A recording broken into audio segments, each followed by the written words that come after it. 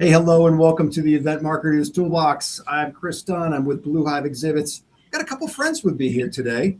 A little history on our podcast. We are here. This is number 50 that we're doing. That's 50, almost as old, almost as many episodes as I am old. Speaking of old, I got a couple of old friends with me here. They both have done a stint off and on as co-hosts, and we really thought it would be kind of fun to do a recap show. Spotify Wrapped-esque type of a thing, kind of wrapping it all up, putting a bow on it here at the end of the year, keeping it real fun, but hitting a number of our favorite episodes and talking about some things that really kind of move the needle for us.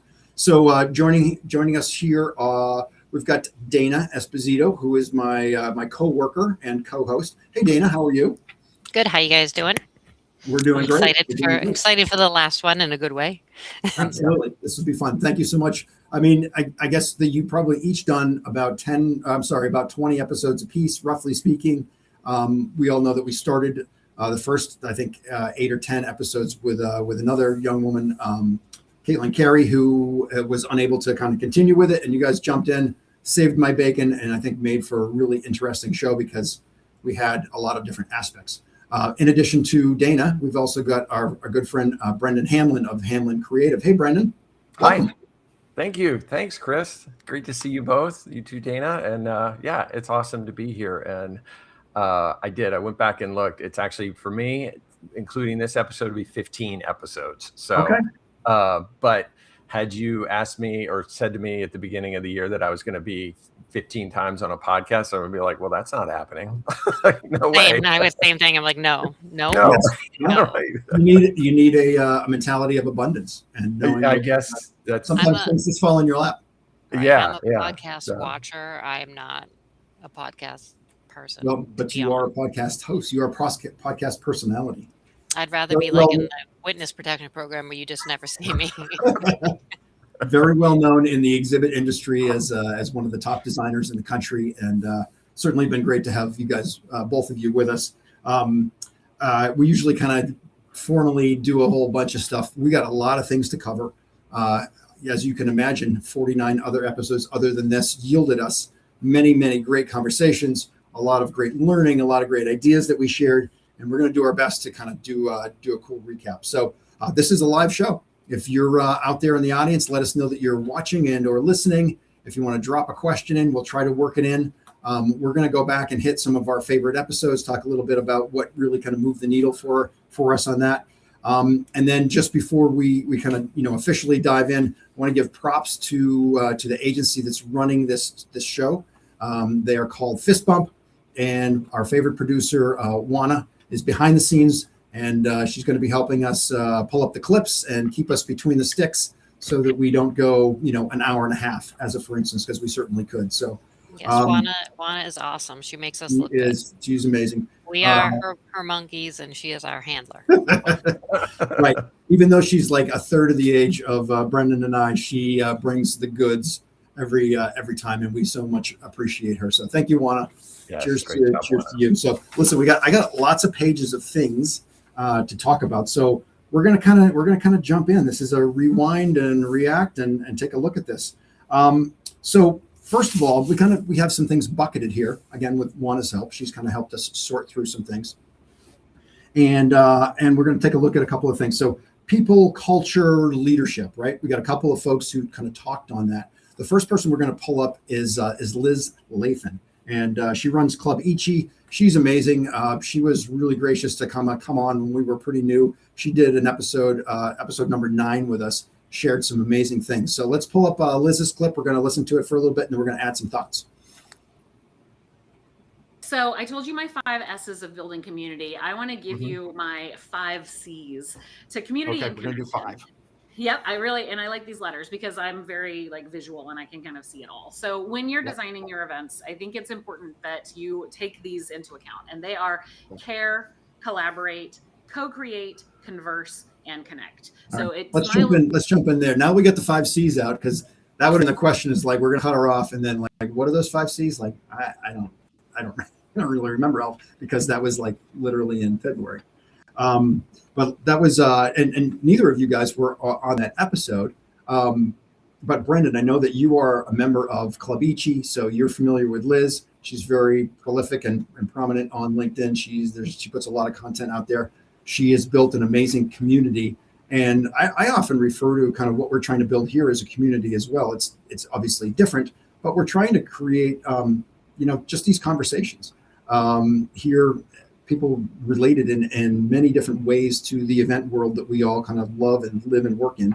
And she just brought, a lot of great insights with regards to that. Her background is really interesting. She ran, huge corporate event programs globally. And then her and a partner kind of jumped in and started creating this community a little while back. Is there anybody in the events industry that has more energy or passion or love than Liz Lathan? I mean, it's really remarkable. She's the head cheerleader. She's dynamic. She has that sort of insight. And having her, on your show early was great. I mean, I think that not only have you been able to keep this going, 50 episodes now, but having somebody of that caliber on early on really said something about what you were doing here, Chris, I think, which is really exciting, and beginning to build your own community here as well, or an offshoot community of some of these other groups that some of us are in. So anyway, it was a great episode, and she's really a champion for not only the events industry, but the people in the events industry. And I think that's really important too.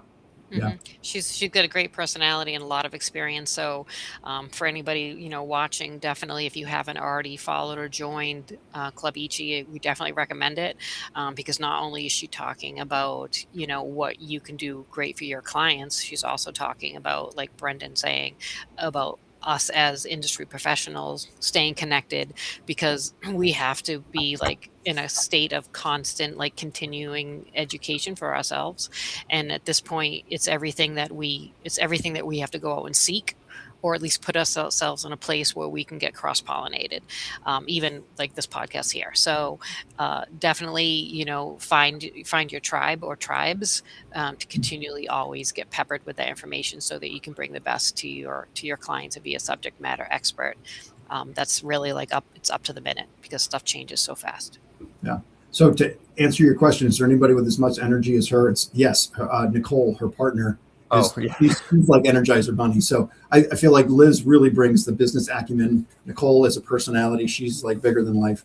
So they're wonderful. I'd say, I am a member of Club Ichi. My one regret is that it's difficult to carve out that time to really put the time and energy into those communities, right? So I think the one thing is be part of those communities, but be selective and be careful that you don't sign up for so many that you can't actually contribute to them. Because if you're just a member and you're expecting business to fall out of the sky into your lap because your name is, on the website or something like that, that's just not going to happen. You have to show up, you have to give, and you have to be part of that community and prove the trust, build the receipts, as it were, and keep on showing up and being part of that.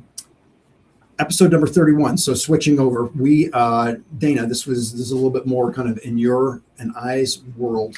We had Chris Griffin on. Chris Griffin is a friend and industry stalwart for 30-something years, and currently just wrapping up his stint as the president of the EDPA, which is kind of not a governing body, but it's kind of this overall group, Exhibit Designers Producers Association, right? So companies like Blue Hive and AV companies and production companies and labor companies, transportation companies, we're all kind of together in this thing, to learn from each other and whatnot.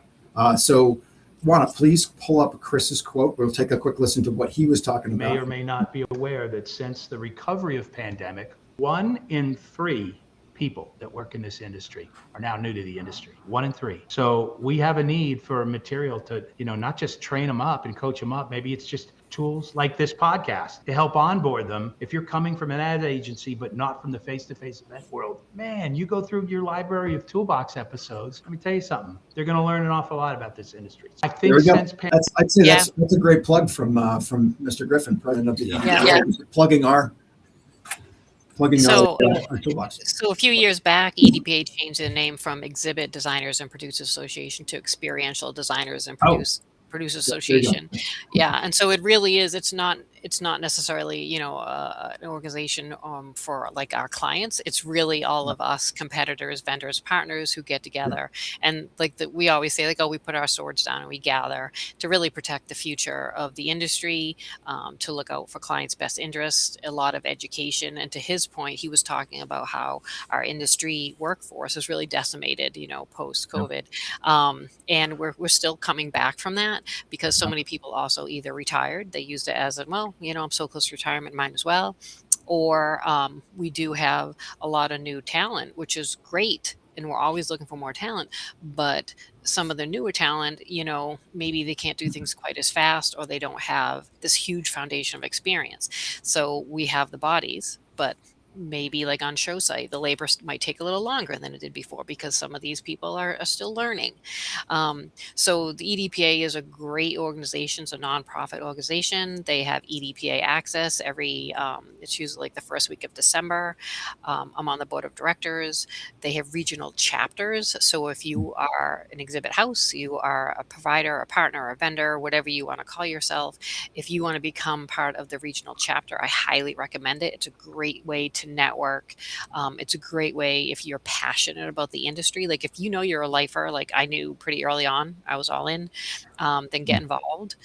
They have a lot of committees. They protect the future workforce. They go to Washington, D.C. and they do advocacy day.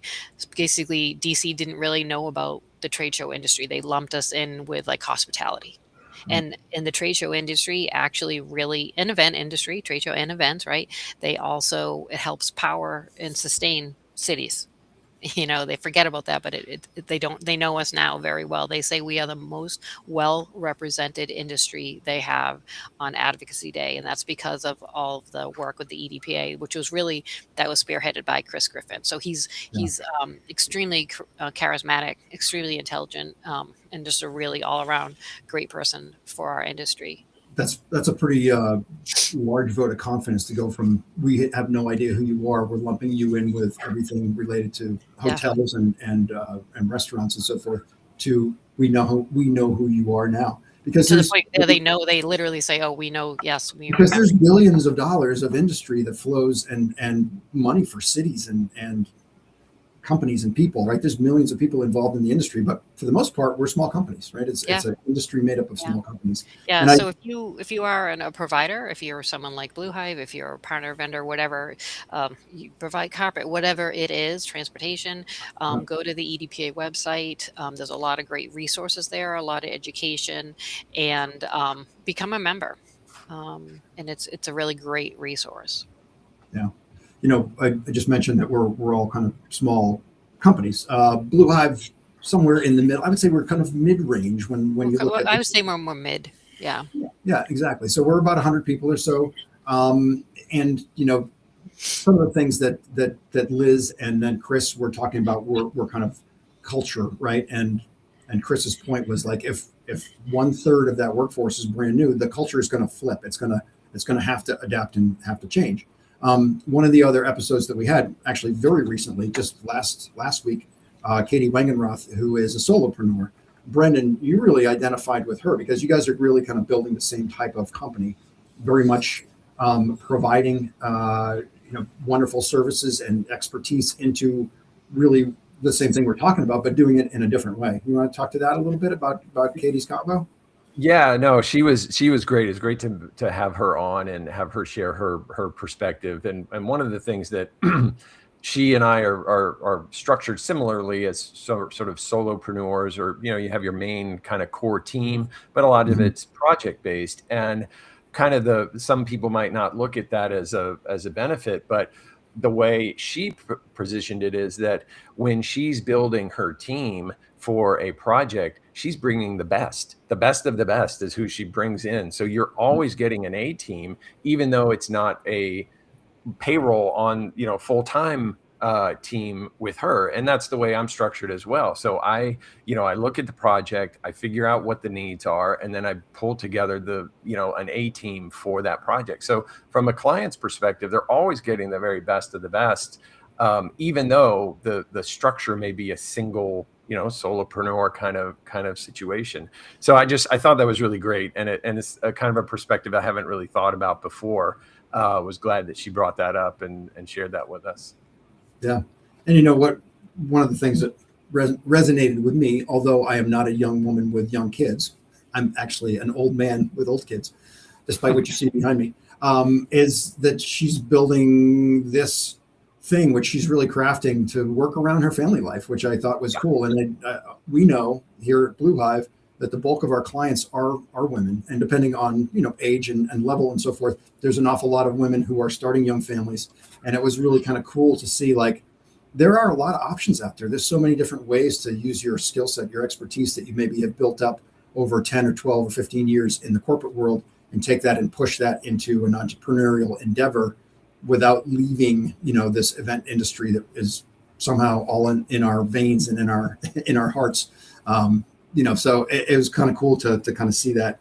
And I give her a lot of props. And her Mel Robbins story also, that panned out because she was really listening to Mel's needs. Yep. And because she did that, she was able to get her to her event, and they made some accommodations to make that work. But it was because they were really listening to her, and that made it sounded like that made the difference to get her to that event, and it turned out to be a really successful event. So I know we'll talk about listening in a bit, but like that's super important. Absolutely. All right, we're gonna jump into our next zone here. So, designing experiences that actually feel human. We've got 3 different clips we're gonna pull up. So, if you want to start with MK Granados, please. It should feel like a warm hug from your industry from the moment you arrived. I have arrived at the Super Bowl of my industry. That's when you've nailed it as an event organizer. And as a brand, that's where you've expressed a love letter to the event attendees of, we brought our A game. Yeah, that's great. I think that, when MK said that, there's just this light bulb moment of like, wow, yeah. Like, the warm hug kind of is it's somebody's thinking about the details. They're thinking about those small things. They're thinking about everything is intentional. They're thinking about the attendees and really drawing them in and saying, hey, we're listening to you. We're here for you. And that warm hug quote just really, to me, I'm sort of, maybe I'm more of the heart than the head, but I thought that was a really great, you need a lot of head space and a lot of that kind of smart thinking to get to the heart. But like, it really meant a lot to me when she was like, a great event is like a warm hug, and it shows, it shows that when you're all that thinking paid off. She used the word warm hug and love in about 10 seconds. Right. And this woman, she runs activations. I'm going to muckle exactly what she does. She works for Informer, right? And she's sponsorship. Sorry, she heads up sponsorships. You have one of the largest. So she represents one of the largest show organizers out there, and these are the words that she's using, right? So it's humanity, right? It's personalization and humanity, and not just like, we're going to slam a whole bunch of shit together and we're going to bring people in and we're all going to make a lot of money. Like, she's coming at it from a let's make them feel this when we do our events. So I think I take a great bit of pride in the fact that if the folks at the largest event organizations are thinking this way and saying this, then at least we know that there's this great underlying current of the idea and the desire to hear every single person, to see them as who they are, and to just that diversity, that inclusion, to make everybody feel like they're welcome. Pretty cool stuff. Yeah. All right. Dana, this is going to be a lot more kind of in your world, but we had a fellow Blue Hiver on. He was at episode number 34. Finn Yonkers, EVP of our creative kind of Dana as the EVP of strategy. They kind of sit side by side. Both are tremendous designers. Finn really has some interesting ways of looking at things. So Juana, if you could pull up the Finn episode, if you would, please.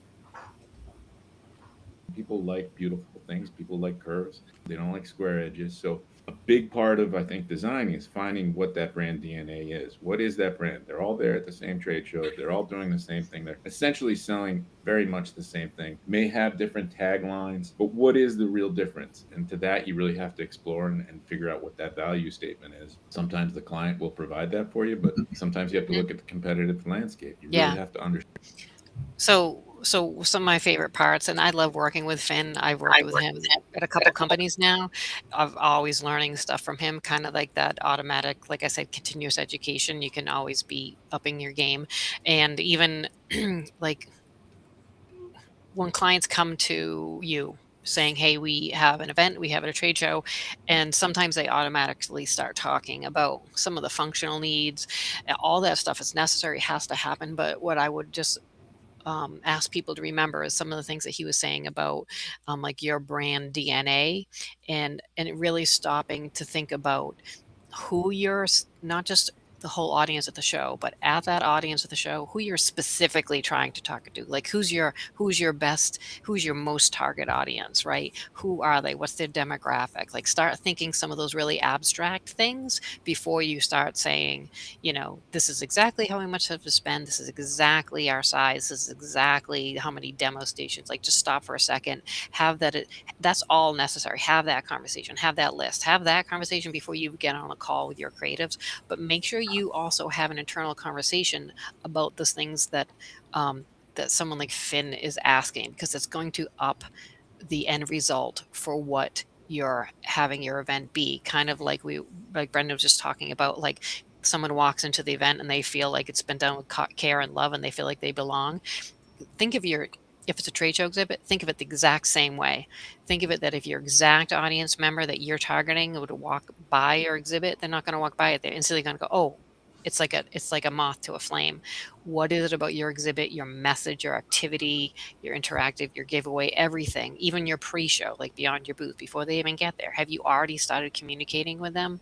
Make all of that one big, like, what's your one main differentiating factor, right? If I just fell from Mars onto Earth and I've never been to the show and I've never heard of you before, but I'm your perfect target audience client, how do you draw me to you like a moth to a flame? What is are you yelling your differentiating factor to me? Is your interactive going to appeal to me? Like if you can come up with some of those more abstract questions and answers for yourself, your designer is going to be able to nail that for you, and you're going to stand out in the hall in a way that the booth is going to breathe your brand DNA, your brand personality. There we go. Dana's from Mars, and the booth is breathing. Breathing. There you go. Quick question for you, Dana. So I know that from a sales standpoint, from creating content for social media, LinkedIn, let's just say, it's often suggested that I should write and I should picture somebody in my head, literally a specific person. Who's one of my favorite clients? Who am I speaking to? And that helps me kind of identify. As a designer, do you find yourself doing that to that point, or is it a little bit more of a generic? I don't have Katie Wangenroth's picture in my head necessarily, but you are forming a picture so that as you design, you're literally kind of creating a loop with this ICP. Every single time. Okay. So like, for instance, if I'm Coca-Cola, right? And I am doing something out in a public, like up to pop-up event, like this is cool, experiential, like it's a box and it's a Coca-Cola experience, and it's the general public. It's not like at an event like South by Southwest. It's literally like, say, in the middle of Times Square or Fenway Park, whatever. It's no, I shouldn't say Fenway Park. I should say like Rose Kennedy Park, Greenway in Boston. It's in a public park. Mm-hmm. Your audience is everybody. Your audience is everybody in the world, all different languages, all different ages. Could be some ADA compliant, like it could be anybody, right? So when the designer is working on that, they need to think about that. They need to take in consideration if this pop-up event is in Berlin language, right? Multiple language, like they have to think about that. Whereas if if I'm working on say your designer's working on a trade show exhibit and it's at ASCO and it's a pharmaceutical market and they specifically, what is their what is their drug? What is it for? Who are they talking to? Right? Like I had a client who, it was a pharmaceutical for the pet industry. If they went to San Antonio, they were talking to a large scale, like cattle and horse veterinarians. That same exact company goes direct show. They change their graphics to IPE, International Poultry Expo. Now these are animals being bred for food, for consumption. Totally different audience. Mostly male, mostly international. So as a designer, I could design a booth for both of those. And if I didn't know who the audience is and what their differentiating factor, same company, but differentiating factor for those two specific audiences are, yeah, I could have a booth. It could be okay, but it could be a way better, more successful exhibit if I know who the audience are, who the target is, what they're trying to say. All of that matters, especially if we're like, I think of an exhibit as an experience, right? Does every client have sort of does every client maybe at that level where they're ready to pull an experience into the structure? Maybe not. Would I love them to be? Absolutely. But the experience, if I'm working on an exhibit and it's for a bunch of doctors and my experience is maybe, I'm going to oversimplify, but maybe something super fun like a human claw machine, and you strap yourself in as the attendee, and they float you over this giant bucket of like stuffed animals. You try to scoop up as many as you can.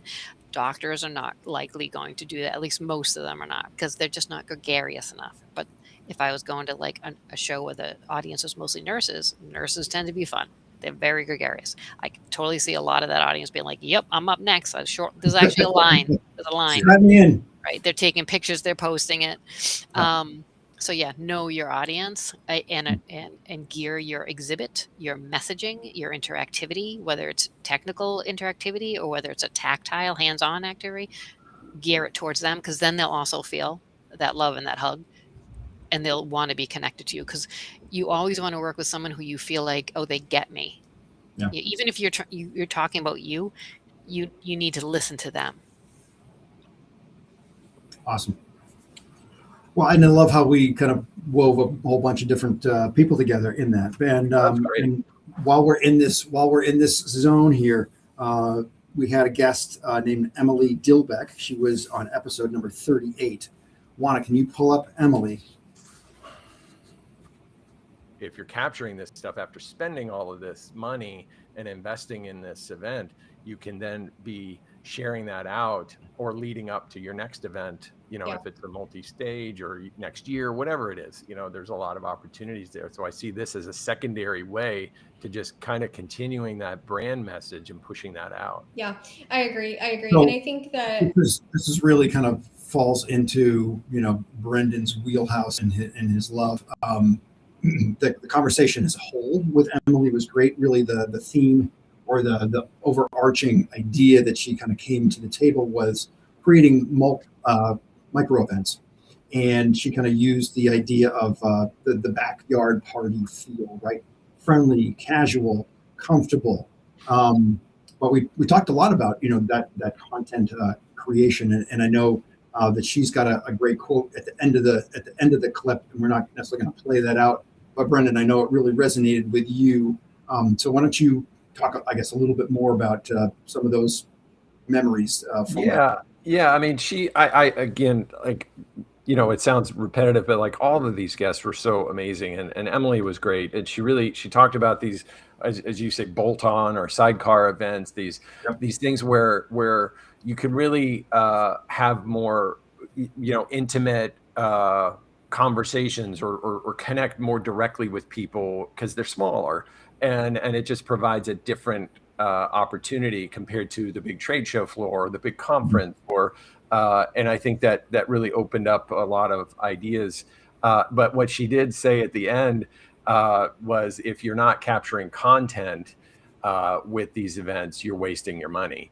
And so that was a bit of a mic drop moment for me where, of course, that's what we're preaching all the time. But it's nice to hear that come back, because there really are a lot of opportunities in these in these events to carry that message forward beyond the moment and really build off of the experience, whether that's a trade show booth, a sidecar event, a conference. All of these have these opportunities that where content can really carry that message forward and help that event live on. So Emily really spoke to that, and it was great to have her on the show.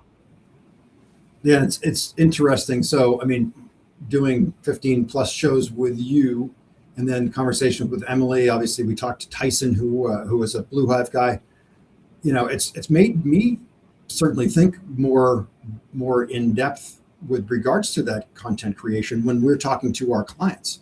Yeah. So it changes our conversation on this end too. And it's like, hey guys, like whether we're providing that, helping provide that service, or just making sure that like, listen, this is a once, you know, to call it a once in a lifetime event makes it maybe a little bit more dramatic, but that's the reality is you're never going to really duplicate that exact moment.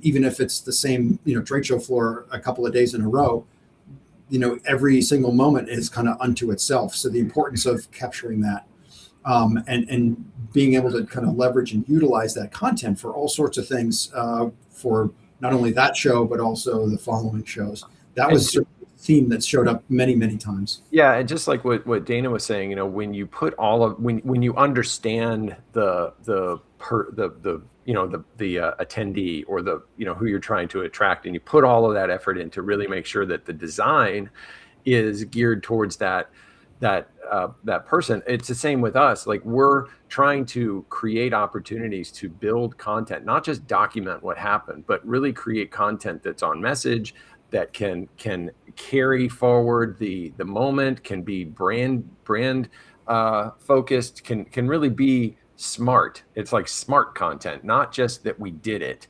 Right. That's part of it. We used to do a lot of sizzle reels. We used to do a lot of just document it, put some cool music with it. This is what we did. Everybody's happy. Isn't that great?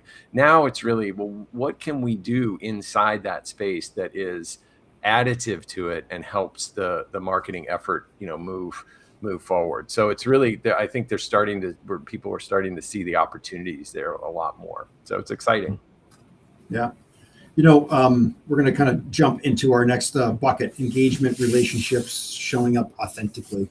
But I'm going to build a bridge, right? So Emily talked about these sidecar events, bolt-on events, which you create a push and pull between whatever your main event is, you know, and that activation, as it were, or that dinner, you know, with the 20 ideal customers. And our friend Carter Parrish. So this goes back to episode number 27. Actually, I think I was up in Montreal doing this in my hotel room along with you, Brendon. If you pull up Carter, so Carter, his company actually creates those activations. They're kind of the people on the boots on the ground, the people on the street, really kind of building that awareness of the brand, the message, and the story kind of outside of the traditional venue. You can go through the brief and check all the boxes, but asking the questions to the other team, like what really are the goals here? Is there more than just what's in this brief? So we try to lead with, how can we best tell that story? Yes, there's the experiential physical build element, but what about out of home? What are fun ways to get the name and the product out in front of people that they can touch and see prior to the show, Carter, even post? Carter told a great story, and he really wove it together. I want to start with goals. And literally out of 50 episodes, the word goal has been spoken in every single episode. And, you know, on our end, and Dana certainly can attest to this, and she actually just spoke to it, really. It's like we hop on a discovery call with a new potential client, and they launch immediately into like, we need a meeting room. We want a theater. I want 5 demo stations. And it's like, okay, awesome. That's great. The functionality is important. But let's start with, what are we doing here? Like, why are we even beginning this journey? And this isn't unique to trade shows by any means. Obviously, Brendon, I know that you'll be able to take it and run with it as well, because you kind of just talked about it as well. It's like, before we start to build the thing, let's have an idea of why we're doing it. Yeah, I think that what was really coming through was this idea of partnership, and it's not be going way beyond being a vendor, but really being a partner and being able to ask those questions, just like Dana, again, going back to what you were saying before about the design process, being able to really ask the questions and help guide that client to the right execution. And I think that's really what made this episode so engaging. Also, the fact that we were drinking beer while we were doing this episode, which meant by the end of it, we were really, really good.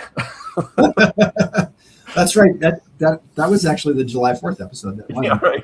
Right. So, but we did do a couple of craft beer tasting things because it was pertinent to our story. It was integral to the storytelling. And yes. But no, I think Carter is a friend and just a really smart marketer, and really really trying to find those unique points to make sure that what they build is the most engaging on brand experience that they can put together with his company Robot Proof, which is one of the coolest company names I've heard. Right, the anti-AI company. Yeah. And I would like to add very specifically that so LinkedIn introduced this kind of new wrap up thing at the end of the year, and it looks at all your data and so forth. And Carter and I I was connected to Carter more than anyone else, and I will 100% tell you, because Carter's all about the funny memes and the GIFs, but he posts like a hashtag dad joke or mom joke almost every day, if not a couple times a day. And it's just that little thing that's like, you having a shitty day, and here comes this goofy, total eye roll, oh my God, I can't believe he freaking put that joke. But this is his brand, and I thanked him for that earlier this year, because I was literally in my family group text, my wife's like, I'm having a crummy day, somebody tell me a joke. And I was like, I know exactly where to go to find him. And I went to Carter's page and I listed 2 or 3 stupid little jokes, and I texted them to my wife, and I changed her crummy state into one of a chuckle and at least a little bit of laugh, which was nice. That's great. That's great. Nice. All right. Next, episode 43, we had our friend Matt Williams on. So Matt is this master connector. He really leans into kind of building really authentic relationships, primarily on LinkedIn. That's where I had met him. He actually was the one who introduced. I meant to bring my custom sneakers in today, and I failed to do it. I left them in a bag sitting on my table or something like that. So he ultimately led to another guy who created custom sneakers for the show, which was great. But want to go ahead and pull up Matt's clip. He tells a great story here. We're going to kind of weave it into our little world in a second. And you got to support the people you want to work with. And that's not just a phone call and an email. That's following them on LinkedIn. That's supporting their social. I mean, you guys both know how hard it is to post content on social, right? You're putting yourself out there. You're going to be judged on a public platform. When you can come in, even with a simple comment that supports the person you're trying to work with, it goes so much further than hitting them up in the DM and asking them for business. They much more appreciate what's going on. This was obviously, every episode's like our child, so they're all special. Yeah, right. I wanted to kind of shine a light on this one because of Matt's, leaning into the idea of authenticity and truly building relationships. And I look at this and it's a bit more of kind of a sales function, as it were. But when we think about events, when we think about trade shows and building relationships, there's an automatic tie-in, right? We think about the same strategies that really kind of can work on a social platform are the same ones that work when you are engaging on a trade show floor, right? To go up to somebody and be like, oh my God, this is great. So glad you stopped by. Where are you coming in from? How was the flight? You start with the small rapport building. You find something in common. Oh my God, you're a Patriots fan as well. So am I. Or, hey, we both came from the Northeast, man. Is it cold back there? So happy to be in San Diego. Whatever it is that builds that little bridge, it's the same thing that happens kind of on the event floor, on the trade show floor. So although it's a sales function, it's something that we all need to think about when we're thinking about how do we go to market in these events? How do we interact with people? How do we kind of build authentic relationships and not be the guy who comes up and really without even looking you in the eye, just looks at your name and says, "Hey, here's my business card. I want to sell you something." Because in real life that doesn't play. So why would we think that it works in the digital world? Yeah, just be human, just be genuine.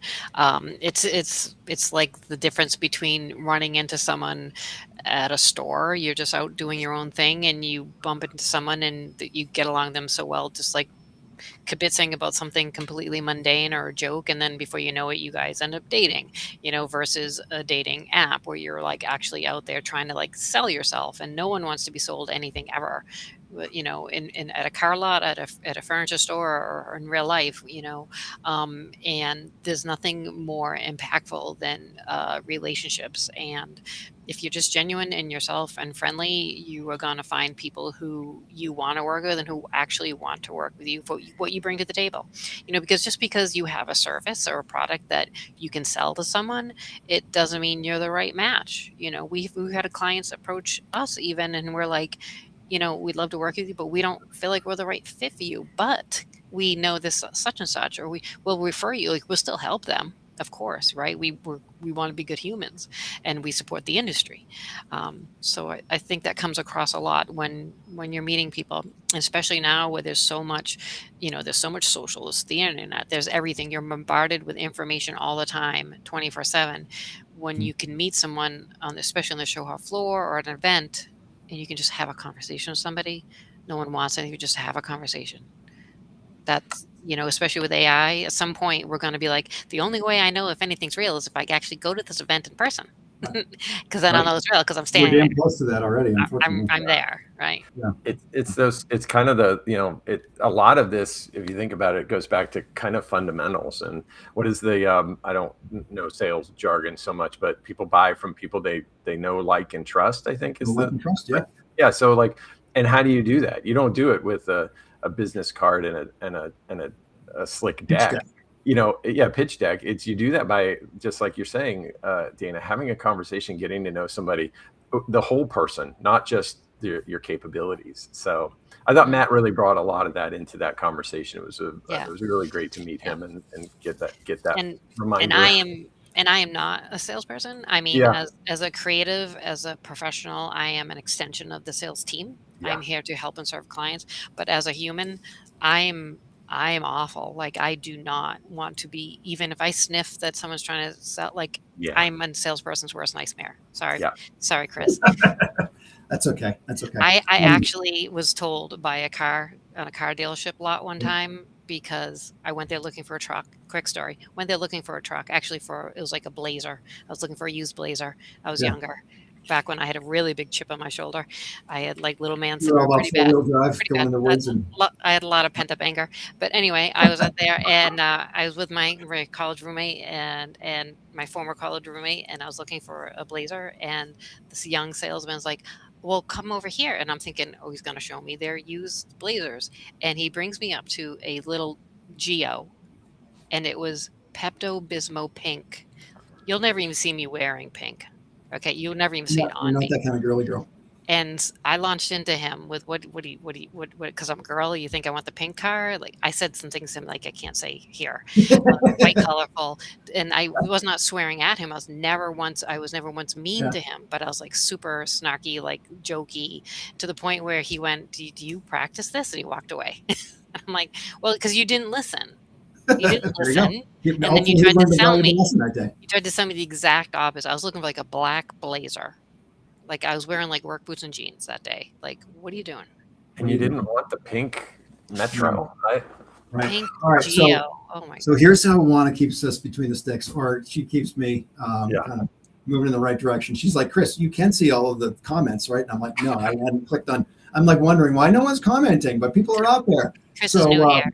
It's 50th episode. He's new here. There's a chats button, Chris. So. There we go. Jim Panna gets this. He was another guest. And he's got a lot of comments here as well. So I'm just kind of going through real quick. So, hey, Jim, sorry that it's taken me so long to get to this. He's got a good point with regards to producing like a talking points sheet. We did do a newsletter, basically a summation of every single guest that's been on. So let's talk, I guess, after the show, Juana, and we'll figure out how do we maybe make these things a little bit more easily consumable out there. Marlis is here. She's also another guest. She's like the OG podcast lady in our event industry. When I was first kind of doing a pre-show with Marlis, I was like, is this really right? You did your first event podcast, like in 2005 or 6 or something. She's literally been at this game for like almost, 15 to 18, 20 years or something like that. So thank you so much for your support, Marlis. That's great. Carter's here. So Carter, we were fanboying you. Hopefully you heard all of that. And he actually also agrees that Matt Williams is the bomb. So yes, thank you for everybody's contribution. Sorry for ignoring, not on purpose. All right, what do we got here? We're 45 minutes in. I feel like we're doing pretty well. We've got one more clip to pull up. Anders Belanger. He was episode number 44, one of our many Canadian guests, and he had a lot of great insight. He's got a book that he's written. So want to pull up that clip if you would, and we'll take a quick listen. Sometimes they say, oh, magic's too gimmicky. And really what you see there is, if you picture a triangle, and again, I'm big into drawing these things out, but a triangle is kind of a model. There's 3 sides to it, and we call this engaging elements. Whatever you do, if you can bring in these 3, you're going to create more engagement around your message, okay? The one of them is storytelling, okay? In my case, I'm going to jump in here and truncate this. So the 3 sides of the triangle: storytelling, curiosity, payoff, in other words. Dana, when you're creating an exhibit experience, and just a quick backstory. So Anders, super interesting guy, started out, or still is, a magician, and a corporate magician, really. So he kind of made his, cut his teeth doing magic at an early age, and then figured out how to take that and push that into kind of the corporate world. But he really became a student of storytelling and all these things, and he wrote a book, which is a great. I'm about halfway through it. But Dana, a lot of similarities on those 3 sides of the triangle. What he was talking about with regards to engagement, you think about those almost very same things, maybe using different words, but as you're creating the booth engagement itself. Yep. And I can't express strongly enough how important that is. So, and it's funny because when we say that to clients, they're like, well, we don't need this warm, fuzzy, magical. It's like, no, that's not what we're saying. It goes back to originally, how will you know it was worth going to the show, right? What are your goals? How will you know? Will you just be guessing? Is it just number of leads? Can we come up something more, that's something we can measure better, right? Who are you trying to talk to? No, who are you specifically trying to talk to? What do you want them to know? No, what do you specifically want them to know? Do you want to also figure out a way that while they're there, you can find out if they learned it before they left? Let's create a story. Let's create a journey. And that could be very different for different companies or for different industries. For instance, I worked on a project with another designer years ago, and they were trying to communicate a certain medication to doctors. I think it was for multiple sclerosis at the time. And so what the designer did was that he created a journey, so that literally the doctors coming into the space would understand who they were, why it was important, but they also put the doctors into an empathetic space. They literally had the doctor become the patient. They assumed the persona of the patient and had to go through this journey where, because this disease actually affects you, your movement as well as other things, it confined their movement to some degree. So the doctors were forced to have restrictions and be put into somebody else's shoes. So they were being taught something, they were educated. And along that journey, there were tactile things, there were digital things. That was the story. It wasn't something fictitious. It wasn't something, whimsical. It was something made perfect sense for that company, their brand, and who they were communicating to specifically. So their audience learned something. And when you have an experience that you're learning something and you're touching or feeling, or as many senses you can fire engage in someone's brain, it becomes memorable. Well, if it's memorable, then you learned something. And we can all think about something where that happened. And really, when I talk to future design students, something I've brought up to them a lot is way back when, I was in 7th grade, I had a science teacher who I never had to study. I didn't have to read much. All I had to do was pay attention and take a few notes because he was so good at explaining things in a way that was memorable, like entertaining. And I don't mean he was a clown. Like he wasn't doing like magic tricks. Like he was explaining in a way that was captivating. Mhm. It caught my attention and I remembered it. And if I remembered it, I learned it. It was memorable. What was his name? Remember his name? His name was Mr. Sujin. Mr. Sujin. There you go. Well, you remembered not only his teaching style, but also his name. Yes. Brendon, just to kind of relate this same thing to your world, you kind of already mentioned it, right? Gone are the days of creating a sizzle reel. You are creating a story. You're capturing content with an idea that's built ahead of time, a framework of how we might tell this story, but that's built also to engage, right? So it's not just a bunch of music and pretty pictures and fast motion and so forth. It is, in fact, a tool for engagement to pull people in. Yeah, I mean, a story, has a beginning, middle, and end. It's a before, during, and after, And so I think that when we look at events and we talk about content creation around those events, getting people to the event is that before. That's part of the promotion part of things, and that tells its own story in that moment. And then, in the event, you're creating content. Maybe that's more social, maybe it's quicker pushed out, but it's also telling a story. And then after, you're carrying that message beyond. And there's all sorts of different things that can be happening these days that can be created out of that space. And so I think that it's really exciting to see people starting to realize that. And I love that story, Dana, because I think that, the things that we experience are the things that we remember much more vividly than the things we're told, or just maybe read, but when you have an experience and a shared experience too is very powerful. And I think we're going to see more of that as the challenges of AI come to us and start to take away some of the traditional ways that content was created. The experiences are now going to level up in terms of the premier nature of them. So it's exciting. I think there's a lot of really exciting things that are going to be happening that can really move experiences up in the food chain a little bit. So, yeah. And if you can make somebody feel something, they're going to remember it. And I know that it almost sounds overly warm and fuzzy for when we're talking about learning things about companies and products, but it's not. The feeling could be they were completely surprised. Yeah. The feeling could have been they were completely curious. There's so many different feelings that you can evoke. And, Maya Angelou said it, people will forget, maybe what you said or what you did, but they'll always remember how you made them feel. Yeah. I mean, we can all think back to quickly. I could say, tell me 5 times someone hurt your feelings, or, you'll puke those out faster than maybe a million other good things that have happened. So. Yep. All right. This has been really cool to just kind of go back and rehash. Obviously, we don't have time to hit on every single episode, but there's so much value in there. We did ask our listeners, our watchers and our listeners to submit a couple questions. So we did get a couple here. So this is from Rob Valenti, who's an independent photographer and trade show professional.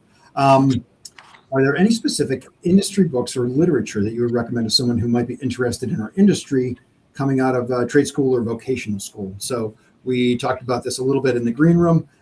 We did actually have a couple of authors on the show. Bob McGlincy wrote a book. Actually, he's written 2 books, really the kind of the history of trade shows, which is really interesting to see kind of where they came from. And there's some cool insights in there. But I don't think that was really what Rob was asking for. So Brendon, you actually have a book right there by your side. And I do. Yeah. This has been mentioned a couple times on the show by different people. Yeah. So Unreasonable Hospitality. So super great book. It's written by Will Guidara.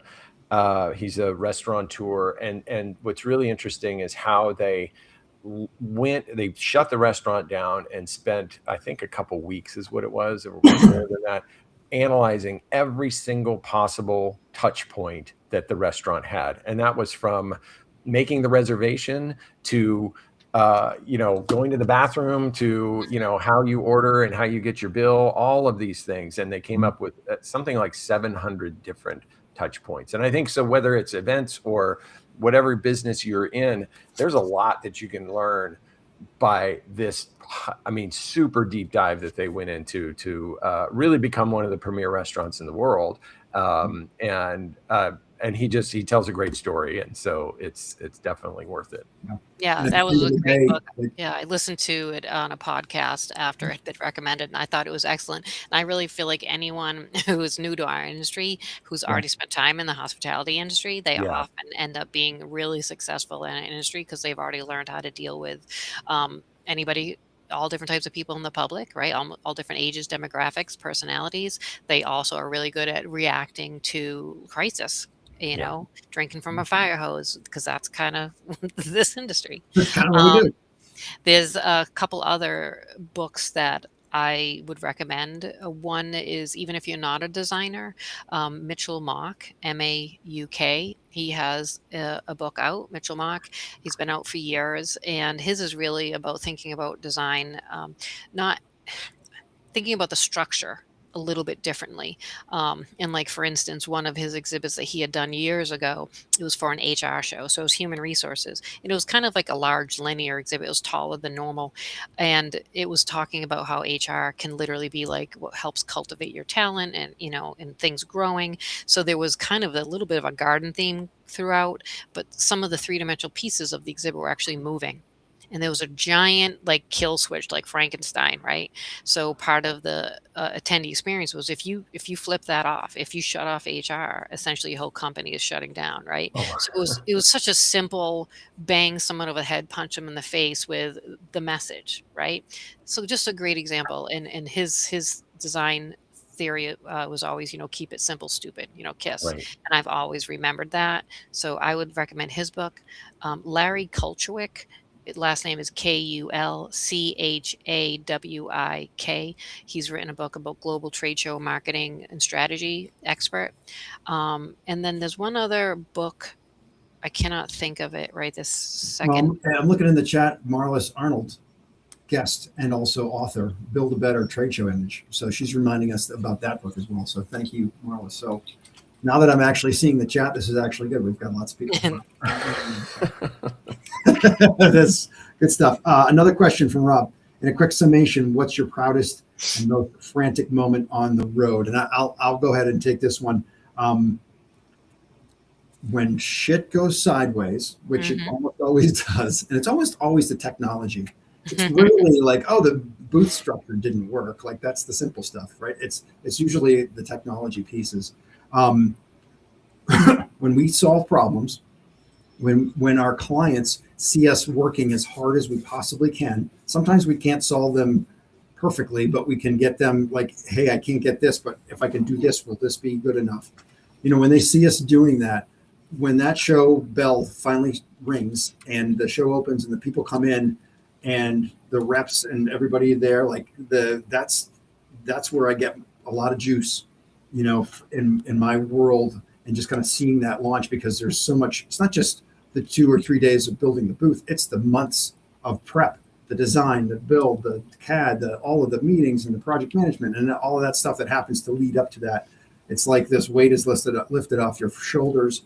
You're like, okay, it did work out. Everything's here. It's all good, right? And the most frantic thing, I'll just go back a couple of months. We were in Las Vegas for PAC Expo. Our client Red Zone had a couple of these kind of cool touch screens. We had built kind of a custom app for playing on it. Everything was working fine until like 1 hour before the show. All of a sudden, one of the units just shit the bed. Don't know why. Actually, I do know why now, but at the time we did not know why. And we had to juggle some things around. Luckily, we had 2 of them. We pulled one from another booth, pulled that into the big booth, and basically literally behind the curtain, right behind the magic curtain, our AV tech is literally diving in and pulling this thing apart to try to figure out. And it was literally a piece had failed. It just picked the wrong time to fail. It was no one's fault. It was working fine when it was sent out from the shop, and then all of a sudden it wasn't. Right. So it's not so much like what happens, but what do you do? at that point when stuff goes sideways. Make sure you're picking partners who have deep resources, who understand and are well versed in kind of trial by fire, so that you know that they can jump in and help and fix things. And because of time, I'm just going to jump real quick to Zadia. She's one of our super listeners. She's almost always here. And she asked, what are some of the most interesting activations you've seen on the trade show floor? Dana, you were sharing earlier that very cool one where literally a doctor was kind of put in the shoes of somebody with MS. That was, we've kind of already hit that, but is there anything else that kind of came to mind on that? Well, the HR one with the big Frankenstein switch, because it made sense with who they are, what they do, the show they are at, I also, let's see, there at Euroshop, they always have some interesting interactives. Several years back, there was one where it's a small exhibit. Their rules and regulations are much more lenient than here in the States, but literally people would step up these ladders, only go up about 3 steps, and they'd put their head into this cube to see something that was happening. What I loved about that was it evoked a sense of curiosity. Right. And they had 3 ladders in a row. So you'd go up each one of them. And actually that inspired me to do something in our own exhibit a couple years ago. Poking your head into something, because people walking by are instantly like, what the heck? Don't surprise people. Like, don't be afraid. Anytime somebody does something where they're being fearless, I think that's important, because people are so saturated with different things now, right? They're exposed to so many things that if you can come up with something different, don't be afraid to be the one who's doing something different. I also, even a few years ago, it was, I can't remember what show it was at, but I want to say it was in Las Vegas, and it was a Google event, and Google had this like giant, I can't remember if it was like a gumball machine but it was like dispensing balls. And it suited Google, because it was round like a Google logo, colors of the Google logo was playful like Google. It made sense. I do love festivals, large outdoor festivals. They tend to have some really great inspiration for interactives and activities, because they can get away with a little more. And they tend to be fun, but not silly. It still has to make sense. Right. Yeah. I want to kind of paint a picture, because this goes way back. It was Mobile World Congress in like 2013 or 2014. For whatever reason, this one sticks in my head. I'm a visual guy, design school and so forth. So design really on the design side by nature. But there was this really cool forced perspective chalk drawing. So if anybody's seen these, they're meant to be viewed from a very certain space. If you stand in the wrong spot, they look really weird. But when you stand in the proper spot, it's this forced perspective, right?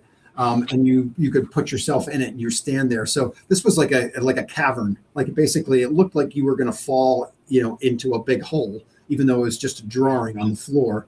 And again, this goes back like 12, 13 years.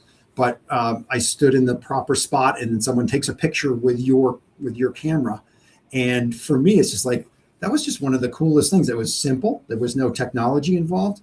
But as a visual person, that one really stuck out to me. And I love the idea of the forced perspective. You see it every now and then. A lot of sidewalk chalk artists will use it. At my daughter's graduation a couple of years ago at URI, there was a big, URI logo on the cement. And if you stood in the right spot, it looked like you were standing on this giant 3-dimensional, carved out of stone type of a thing. So very cool. And really kind of memorable in that fashion. So, hey, listen, we are actually already over an hour. This has been so much fun to kind of recap the year and dive into this. We're just going to kind of wrap up real quick and invite everyone. We're going to be back again next year. We're going to change the format a little bit. We haven't fully figured it all out. I think January 8th is probably going to be our first session, our first episode in 2026. But we're going to take a little break for the holidays. We're going to retool. We're going to really kind of ideate around what worked and things that we might change and make adjustments to. But thank you to everybody out there who's tuning in today. And if you're watching this as a podcast after the fact, anybody who's listened and watched, we really appreciate it. Share this with your friends. Anybody in the industry, anybody who loves events or is thinking about getting into the industry. Brendon, if you want to just kind of do a quick kind of recap or kind of put a bow around it, talk just a little bit about, Hamlin Creative and Sure. what it's kind of, where you're headed as well. Yeah, we are continuing to reach out and work and network into the events space. We've been doing it for a decade, but there's always more people to meet and learn, and looking forward to meeting more folks. We love creating content within the events space. We think it's unique. We think there's special opportunities that don't exist in other places, and so it's really been exciting for us to work with new partners and just continue to support them and really find ways in which content can really be leveraged in the event space. So yeah, happy to be here. I am absolutely 100% appreciative and thrilled to have been on the podcast all these times, and excited to see it go on into the future. So congratulations, Chris and Dana, for an amazing run, and looking forward to 2026 and seeing the podcast continue. So I don't know if you guys can hear me, but I have no sound. Oh, Dana was Oh. getting bounced in and out. Sorry, Now well, I have yeah, no I sound, meant so I meant to apparently hit we're at the mute end of the and show. I magically disappeared. So I don't Okay, know. great. Everybody, you can hear me. I can't hear anything. Yes. We're going to go ahead and wrap this up. Thank you for everybody who's watched and listened. Share the podcast. Let's continue to build the community amongst all of our peers here in the event world. And happy holidays to everybody who celebrates. Happy New Year. And we're really looking forward to seeing everybody back here on the Toolbox in 2026. So thank you very much.